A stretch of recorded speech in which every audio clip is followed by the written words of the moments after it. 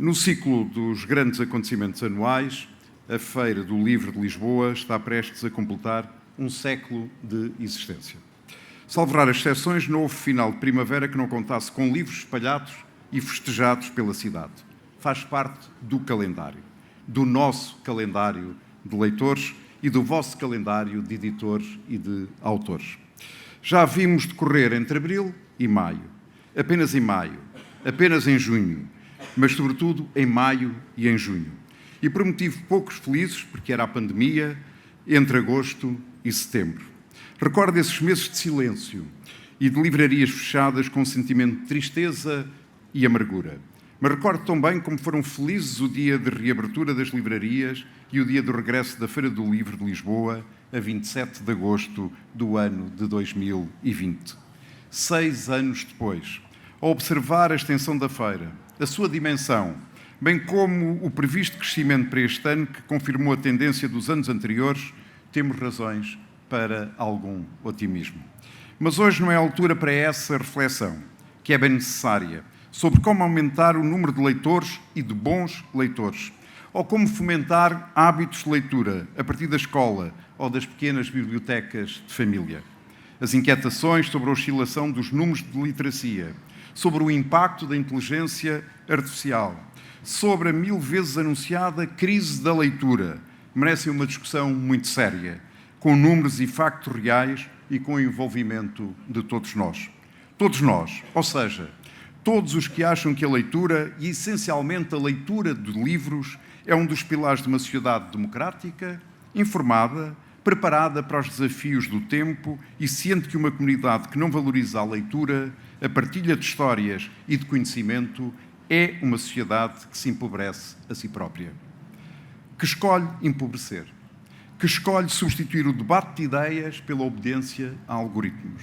Que escolhe a velocidade contra a ponderação e a experiência humana. Que escolhe a aceitação contra a liberdade. Neste aspecto, vós, editores, livreiros, alfarrabistas, distribuidores, fundações e parceiros culturais, mereceis uma palavra de elogio. Está feita a vossa parte. Há livros no parque, por onde circularão milhares de leitores, e eu espero milhares de livros acabados de autografar pelos seus autores. Solitários ou em família, cautelosos ou eufóricos, como é a nossa condição de leitores, milhares de pessoas devolvem-nos o espírito da festa. Para ela, todos vós contribuíram com o melhor dos vossos livros. É por isso que esta feira constitui um catálogo da edição portuguesa, mas também da nossa memória. Não só porque um livro é um objeto carregado de memórias, mas porque muitos de nós hão de procurar livros para formar a sua biblioteca ideal. Autores que não puderam ler antes e também livros esquecidos, os que não sabiam que existiam. A história da cultura de um país avalia-se também pela vida e importância e pela importância dos seus editores e livreiros. É um pormenor pouco tratado na história da literatura portuguesa. Sem editores e livreiros, essa história teria sido diferente. Sem as escolhas dos editores que arriscaram bolsa e prestígio para publicar os autores que hoje designamos mestres da nossa língua, os guardiões da nossa memória, essa história teria sido completamente diferente. E vale sempre a pena recordá-lo e deixar uma palavra de profundo reconhecimento e de gratidão. Os livros são uma das mais perfeitas invenções da humanidade.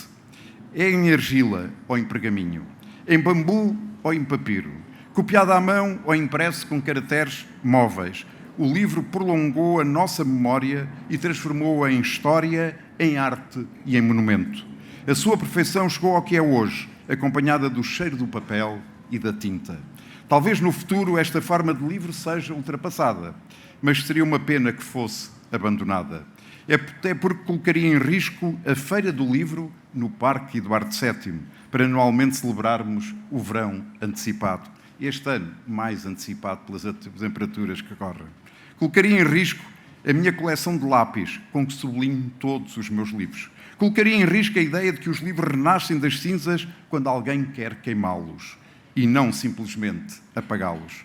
Colocaria em risco parte essencial e amável da nossa humanidade, ou da forma como somos e aprendemos a ser humanos.